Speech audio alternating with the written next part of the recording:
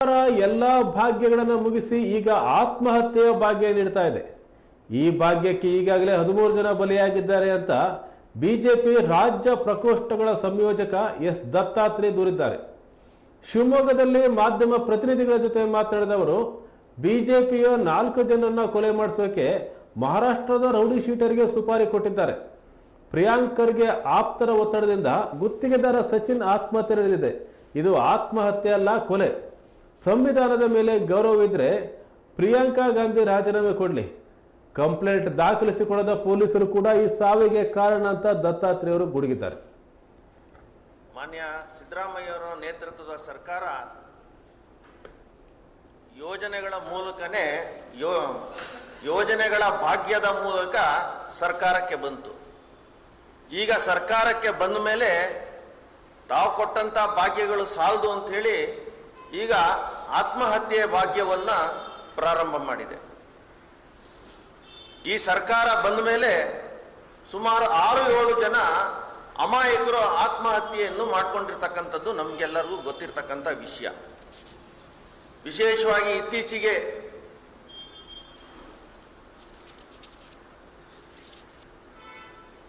ಬೀದರ್ನಲ್ಲಿ ಸಚಿನ್ ಪಾಂಚಾಳ್,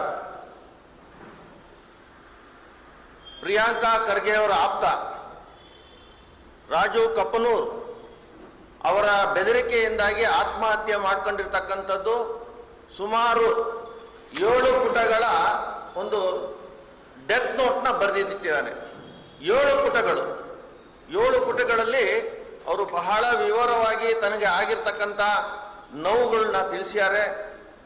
ಯಾರು ರಾಜು ಕಪ್ಪನೂರ್ ಅನ್ನೋ ವ್ಯಕ್ತಿ ಸಾಕಷ್ಟು ಸಲ ಪ್ರಿಯಾಂಕಾ ಖರ್ಗೆ ಹತ್ರ ಇವ್ರನ್ನ ಕರ್ಕೊಂಡು ಹೋಗಿರೋದು, 2-3 ಟೆಂಡರ್ಗಳಿಗೆ, ರೂರಲ್ ವಾಟರ್ ಸಪ್ಲೈ ಟೆಂಡರ್ಗೆ ಸುಮಾರು 60 ಕೋಟಿಯ ಟೆಂಡರ್ಗೆ 60 ಲಕ್ಷ ರೂಪಾಯಿ ಕೇಳಿರ್ತಕ್ಕಂಥದ್ದು.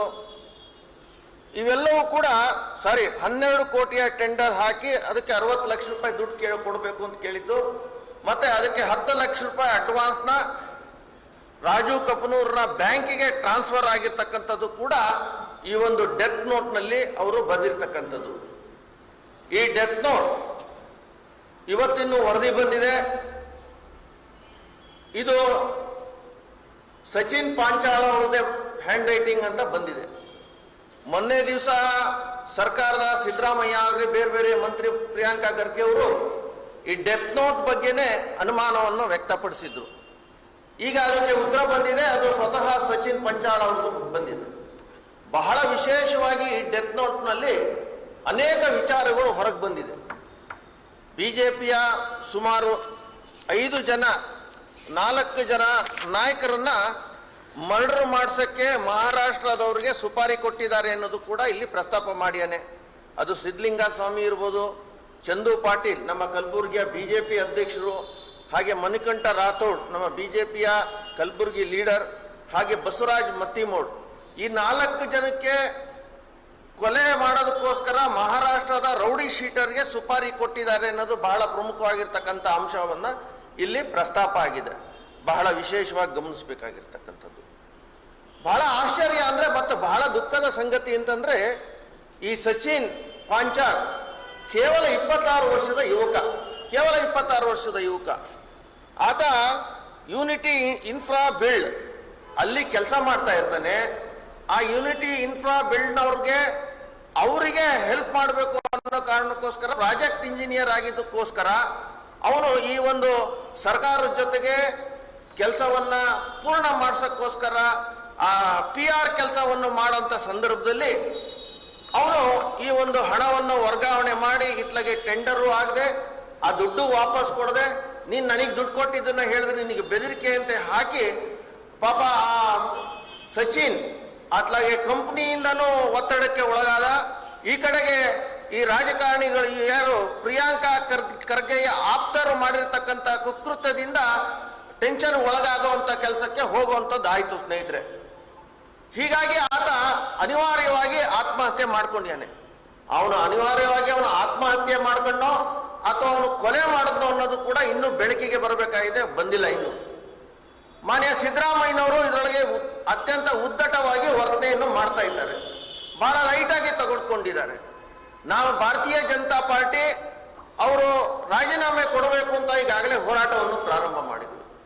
ಈ ಹಿಂದೆ ಸಂತೋಷ್ ಪಾಟೀಲ್ ಒಬ್ಬ ಕಾಂಟ್ರಾಕ್ಟರ್ ಸೂಸೈಡ್ ಮಾಡಿರ್ತಕ್ಕಂಥ ಸಂದರ್ಭದಲ್ಲಿ ನಮ್ಮ ಮುಖ್ಯಮಂತ್ರಿ ಬಸವರಾಜ ಬೊಮ್ಮಾಯಿ ಅವರು ಕೇವಲ 8 ದಿವಸದೊಳಗೆ ಈಶ್ವರಪ್ಪನವರ ರಾಜೀನಾಮೆಯನ್ನು ನಾವು ಪಡೆದಿದ್ವಿ. ಇದೇ ಸಿದ್ದರಾಮಯ್ಯನವರ ಸರ್ಕಾರದಲ್ಲಿ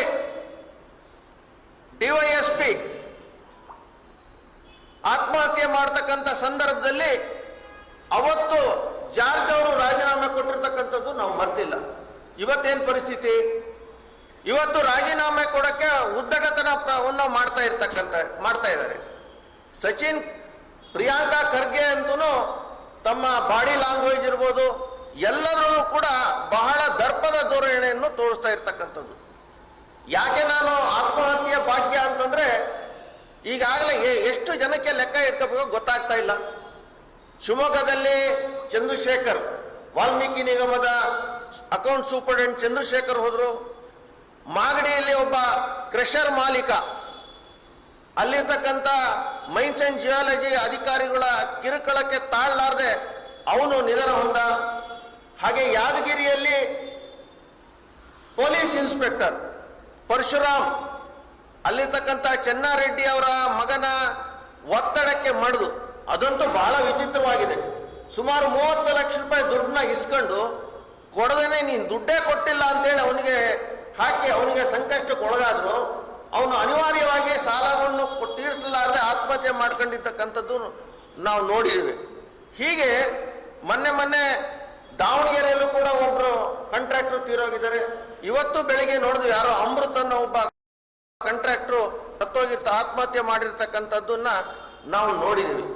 ಭಾರತೀಯ ಜನತಾ ಪಾರ್ಟಿ ಸಚಿನ್ ಆತ್ಮಹತ್ಯೆ ಆದ ನಂತರ ಇದನ್ನ ಬಹಳ ಸೀರಿಯಸ್ ಆಗಿ ನಾವು ತೆಗೆದುಕೊಂಡಿದ್ದೇವೆ. ಯಾವ ಪ್ರಜಾಪ್ರಭುತ್ವ ವ್ಯವಸ್ಥೆ ಡಾಕ್ಟರ್ ಬಾಬಾ ಸಾಹೇಬ್ ಅಂಬೇಡ್ಕರ್ ಅವರು ಅತ್ಯಂತ ಪವಿತ್ರವಾಗಿರ್ತಕ್ಕಂಥ